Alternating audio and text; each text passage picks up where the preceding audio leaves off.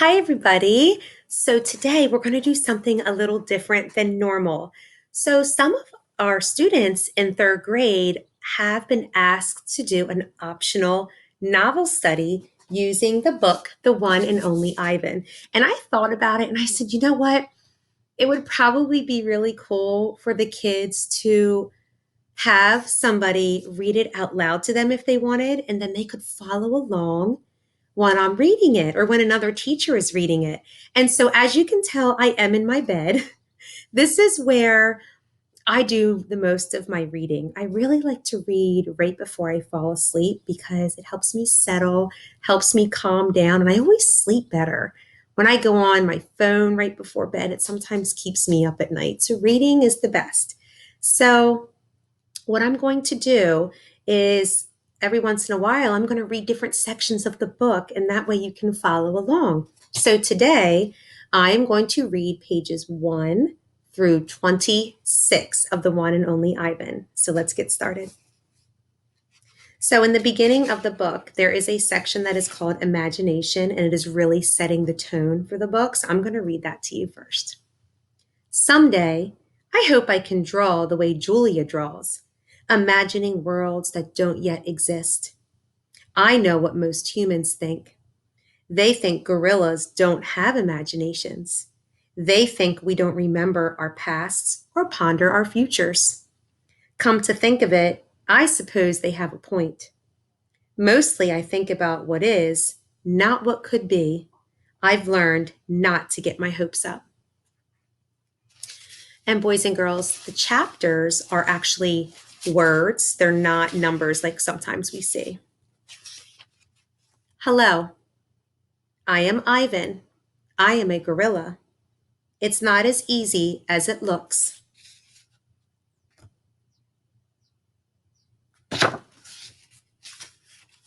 Names. People call me the freeway gorilla, the ape at exit 8, the one and only Ivan, mighty silverback. The names are mine, but they're not me. I am Ivan, just Ivan, only Ivan. Humans waste words. They toss them like banana peels and leave them to rot. Everyone knows the peels are the best part. I suppose you think gorillas can't understand you. Of course, you also probably think we can't walk upright. Try knuckle walking for an hour. You tell me which way is more fun. Patience. I've learned to understand human words over the years, but understanding human speech is not the same as understanding humans. Humans speak too much. They chatter like chimps, crowding the world with their noise even when they have nothing to say. It took me some time to recognize all those human sounds, to weave words into things, but I was patient. Patient is a useful way to be when you're an ape. Gorillas are as patient as stones. Humans, not so much. How I look. I used to be a wild gorilla, and I still look the part. I have a gorilla's shy gaze, a gorilla's sly smile. I wear a snowy saddle of fur, the uniform of a silverback. When the sun warms my back, I cast a gorilla's majestic shadow. In my size, humans see a test of themselves. They hear fighting words on the wind, when all I'm thinking is how the late day sun reminds me of a ripe nectarine. I'm mightier than any human, 400 pounds of pure power. My body looks made for battle. My arms outstretched span taller than the tallest human. My family tree spreads wide as well. I am a great ape, and you are a great ape, and so are chimpanzees and orangutans and bonobos, all of us distant and distrustful cousins. I know this is troubling. I too find it hard to believe there is a connection across time and space linking me to a race of ill mannered clowns. Chimps. There is no excuse for them. The Exit 8 Big Top Mall and Video Arcade. I live in a human habitat called the Exit 8 Big Top Mall and Video Arcade. We are conveniently located off I 95 with shows at 2, 4, and 7, 365 days a year. Max says that when he answers the trilling telephone. Mac works here at the mall. He is the boss. I work here too. I am the gorilla. At the Big Top Mall, a creaky music carousel spins all day, and monkeys and parrots live amid the merchants.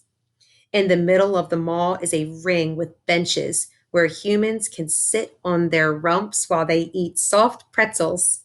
The floor is covered with sawdust made of dead trees. My domain is at one end of the ring.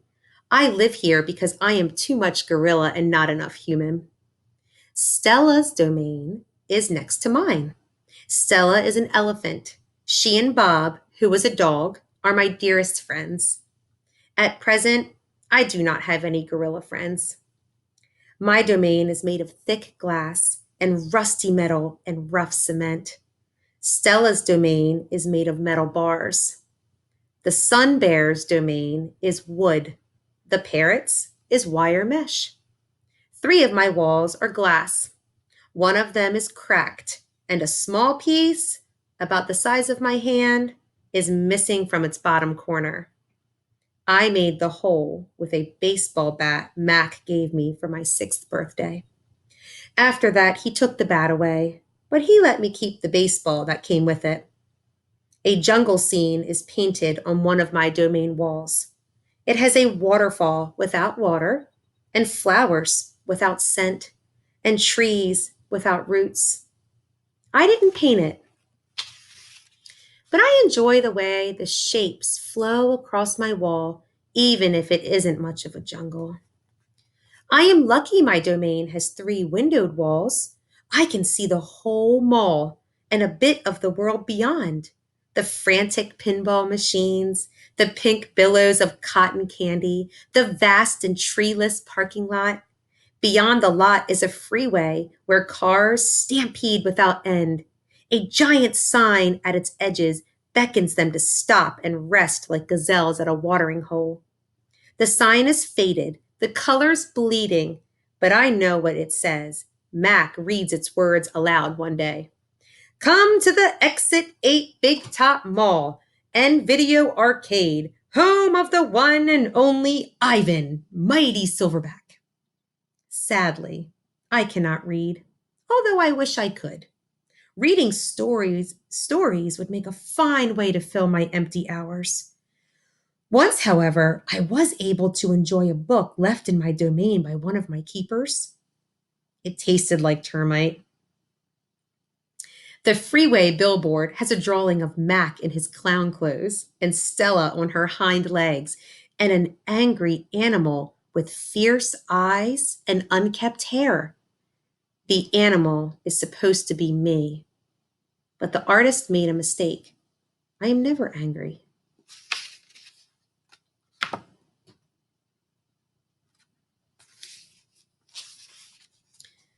Anger is precious.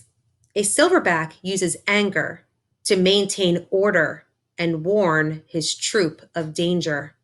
When my father beat his chest, it was to say, beware, listen, I am in charge. I am angry to protect you because that is what I was born to do. Here in my domain, there is no one to protect. The littlest big top on earth. My neighbors here at the Big Top Mall know many tricks.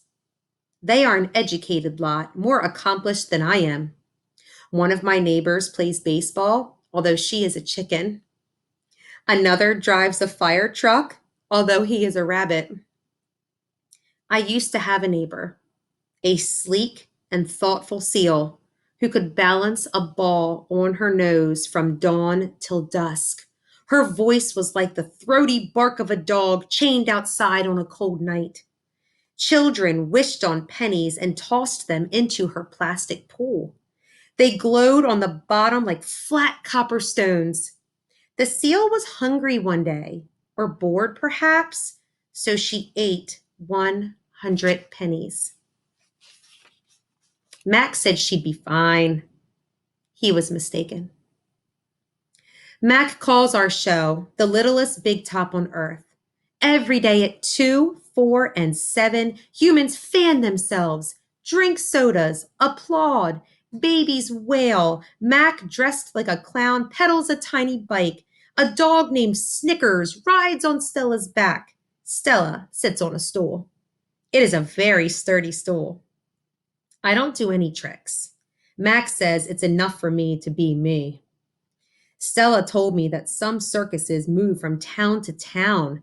They have humans who dangle on ropes, twinning from the tops of tents. They have grumbling lions with gleaming teeth and a snaking line of elephants, each clutching the limp tail in front of her. The elephants look far off into the distance so they won't see the humans who want to see them. And boys and girls, back up there, it's supposed to say they have humans who dangle on ropes twining from the tops of tents. My apologies. Our circus doesn't migrate. We sit where we are, like an old beast too tired to push on. After our show, humans forage through the stores. A store is where humans buy things they need to survive.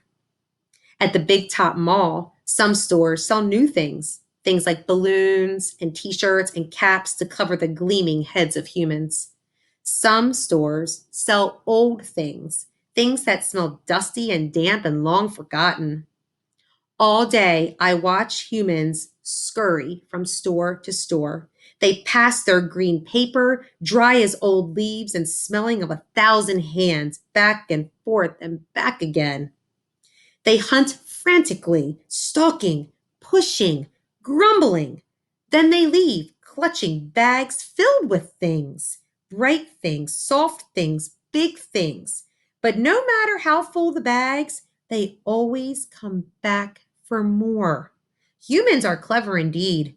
They spin pink clouds you can eat. They build domains with flat waterfalls. But they are lousy hunters. The next chapter is called Gone. Some animals live privately, unwatched, but that is not my life. My life is flashing lights and pointing fingers and uninvited visitors. Inches away, humans flatten their little hands against the wall of glass that separates us. The glass says you are this and we are that, and that is how it will always be. Humans leave their fingerprints behind, sticky with candy, slick with sweat.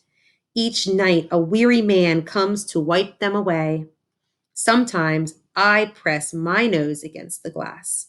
My nose print, like your fingerprint, is the first and last and only one. The man wipes the glass, and then I am gone. Artists. Here in my domain, I do not have much to do. You can only throw so many me balls at humans before you get bored. A me ball is made by rolling up dung until it's the size of a small apple, then letting it dry. I always keep a few on hand. For some reason, my visitors never seem to carry any.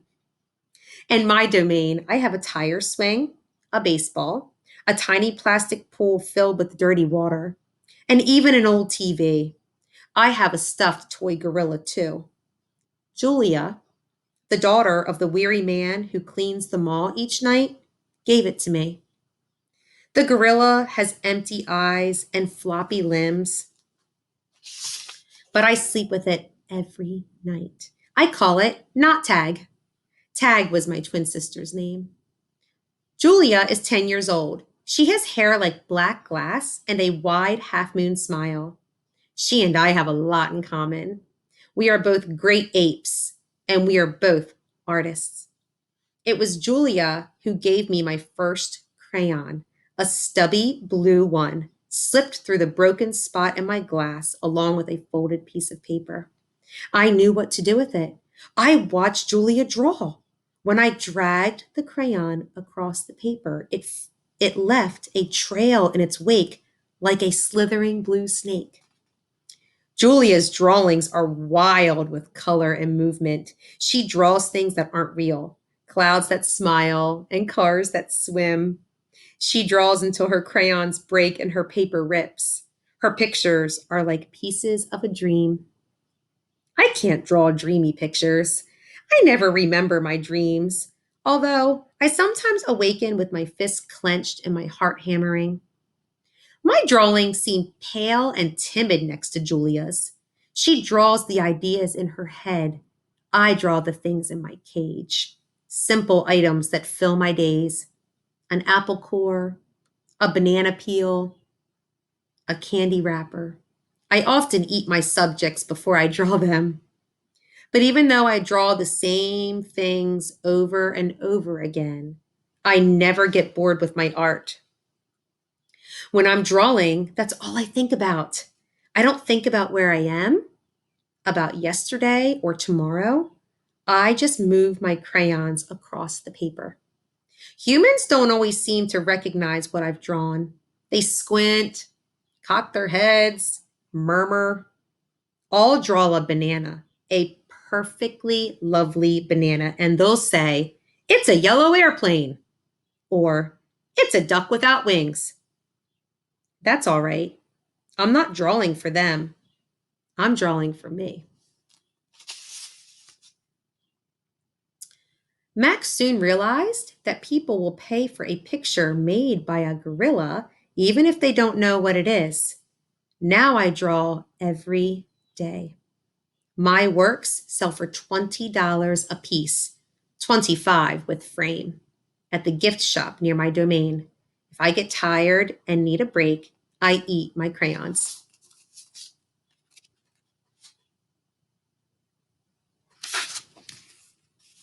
Shapes and clouds. I think I've always been an artist.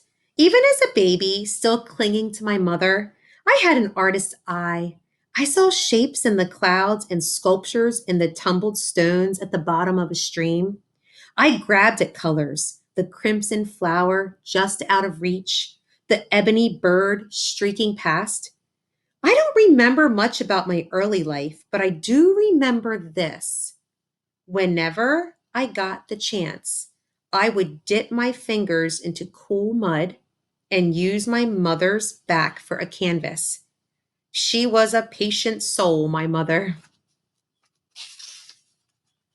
Imagination.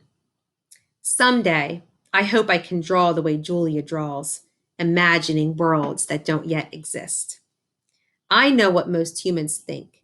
They think gorillas don't have imaginations. They think we don't remember our pasts or ponder our futures. Come to think of it, I suppose they have a point. Mostly I think about what is, not what could be. I've learned not to get my hopes up.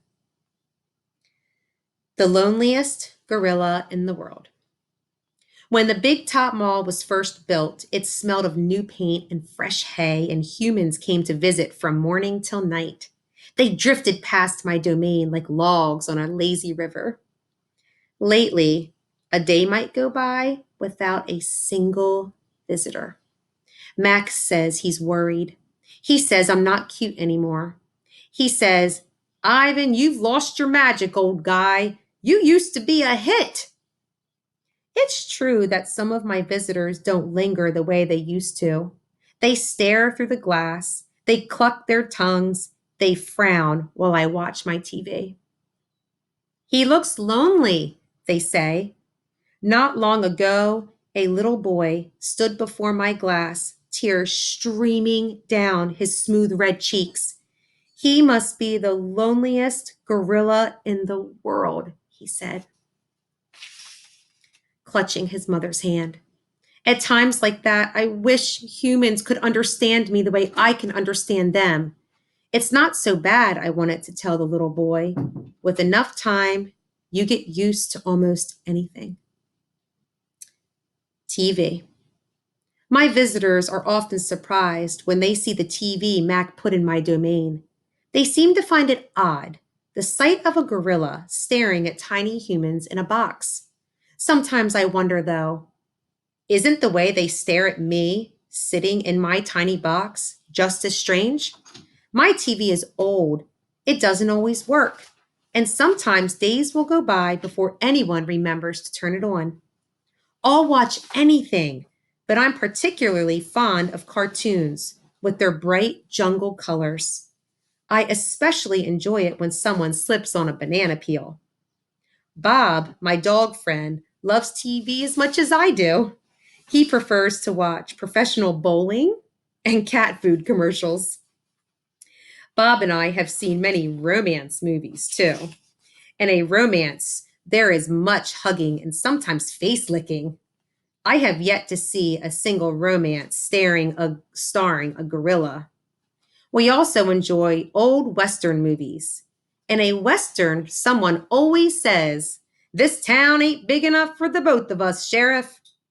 In a Western, you can tell who the good guys are and who the bad guys are, and the good guys always win. Bob says Westerns are nothing like real life.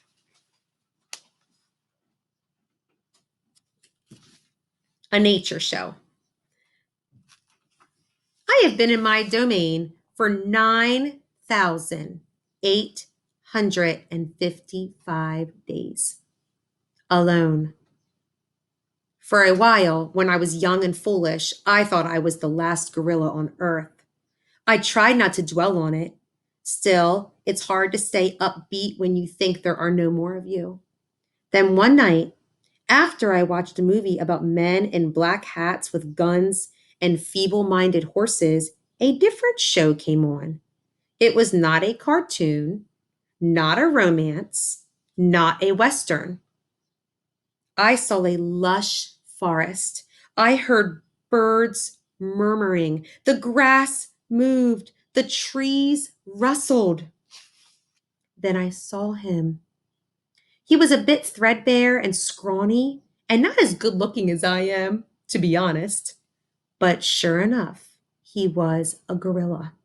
As suddenly as he appeared, the gorilla vanished, and in his place was a scruffy white animal called, I learned, a polar bear. And then a chubby water creature called a manatee, and then another animal and another. All night I sat wondering about the gorilla I'd glimpsed. Where did he live? Would he ever come to visit? If there was a he somewhere, could there be a she as well?